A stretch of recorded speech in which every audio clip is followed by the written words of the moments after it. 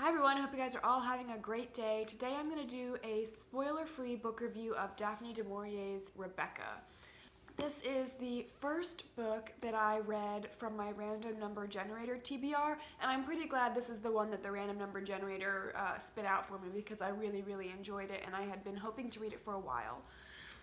So I'm going to start with a quick synopsis and then I'm going to go into some pros and cons of the story. So Rebecca is a sort of a mystery thriller about a young woman who marries a rich older man named Maxim de Winter. They meet on holiday in Monte Carlo and they get married quite quickly. He takes her back to his family estate called Manderley, and Maxim and the household, the members of the household, are sort of haunted by the memory of his first wife named Rebecca. And you're not really sure if the haunting is literal or figurative throughout the book, but it's pretty fantastic. When they arrive at Manderley, she, the current Mrs. de Winter, whose first name were never really given, is completely overcome and overwhelmed by Manderley itself and by the memory of Rebecca. She feels like she just can never live up to this standard that Rebecca set, no matter what that is in regards to.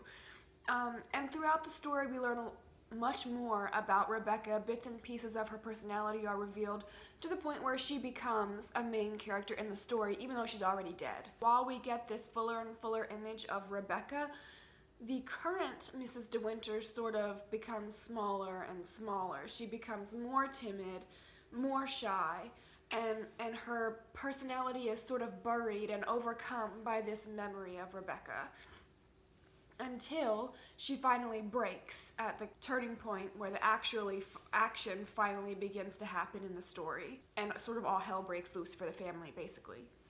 Some positives for this story for me is the mood. From the very first page, from the very first sentence, Daphne du Maurier does a stellar, stunning job of setting the mood for this book. It is dark and creepy and just mysterious and sort of oppressive from the very beginning. Also, the characters are pretty fantastic. Mrs. Danvers is sort of the head of the household, the maid at Manderley, and she was absolutely devoted to Rebecca, and that causes a lot of problems in the household, but you don't really get a good feel for all the problems that cause until later on in the story. So she's just so creepy and dark, and her devotion to Rebecca, it's intense. And there are points in the story where you hate her more than anything, and then there are points where I wanted to cry because of how brokenhearted she was over the death of this woman. And it makes her character is just as powerful as Rebecca's, I think, in the story. Another character I enjoyed a lot was Frank. He's sort of the manager of the estate. He's quite close to Maxim, and he also befriends the current Mrs. de Winter. And he's just a kind, sweet character he's lovely, and he's a great person, a great side character to read about. And then the last character that I really enjoyed is Beatrice, Maxim's sister. She is sort of a frank, tell-it-as-it-is, sort of brave woman, but her brazenness actually causes her more problems because she's honest to the point of being embarrassing, almost. And so because of this, she and Maxim have a pretty strained relationship. Well, because of that and because of other things that have happened in their past, they have a strained relationship. And then one final positive for this story was the writing style. I sort of mentioned it already in the mood, but Daphne du Maurier does a fantastic job of building tension.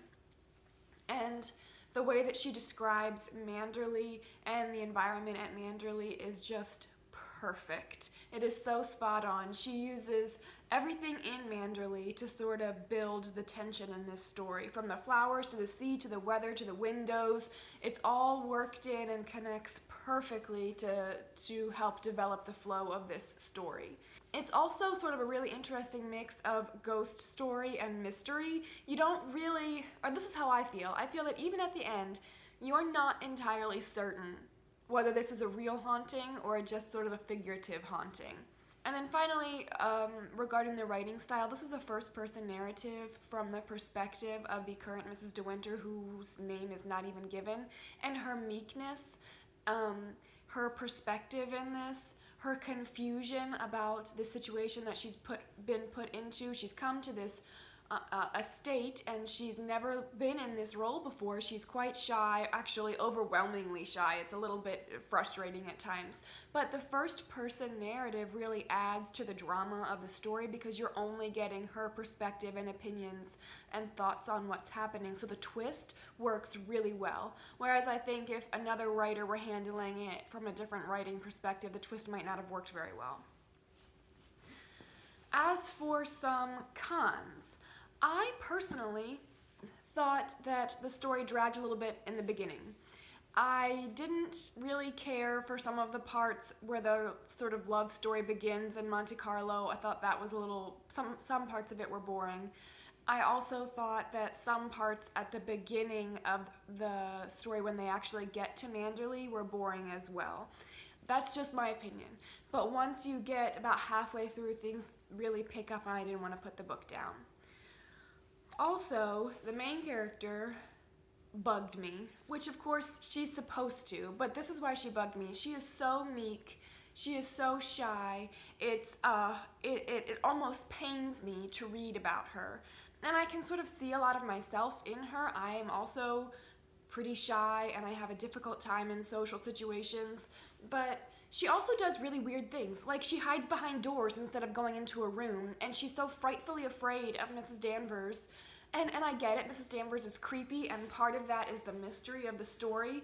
It's almost as if she's overcome with fear by some outside oppressive force, mainly Rebecca. But it irks me just how meek she is, just how afraid she is that she hides behind doors and creeps and crawls in her own home. And I do understand that that's the point of the story and it's part of her character development, but it was irritating to read. One interesting thing that she does, though, is that she has this pretty rich fantasy life. She really struggles with anxiety where she gets caught on this one idea and her brain just runs with it. So she basically tells herself stories of how these things might happen in the future, and that's so realistic. I just thought it was brilliant. I know I do that to, my own detriment. I get caught up in anxiety and worry, and my brain will just go off down this rabbit trail, and I'll find myself talking to myself about all these things that aren't even real. Like almost having an argument with yourself. Have you ever done that? The first person narrative in this, while the character was really frustrating to me, she was so real, and that is a tribute to Daphne du Maurier's writing. So finally, I would recommend this book to anybody who sort of loves domestic mystery thrillers. That sort of sounds patronizing to the story, but it's not. This is a classic, and it's a classic for a reason. It's one of the best written books I think I've probably ever read. So if you enjoy those domestic mystery thrillers, I think you would probably enjoy this. But also, if you enjoyed classics like Jane Eyre and Wuthering Heights, this has a very Bronte feel to it. It's dark and creepy and takes place on this big sweeping estate. Obviously, the main character is quite different from anybody you're going to see in a Bronte book, but it has that feel to it, and the writing is fantastic. So if you have read Rebecca and have any thoughts on it, I would love to hear them. Well, and I don't really care about keeping the comments spoiler free, but if you have any comments and you want to talk about spoilers, maybe just label your comment spoiler, because there's a lot to talk about here, whether it's the ending of the story and who might have done that and things of that nature. So if there's anything you would like to talk about, let me know down in my comments below. I thought it was a fantastic book that just opens up a lot for discussion. And so finally, I just did the random number generator thing again, and it told me book number 1, which is The Mayor of Casterbridge by Thomas Hardy. This will be the first book from this TBR list that I read in July. And I will read it and then give you a review on it as soon as I can. I hope you guys all have a great day. Thanks. Bye.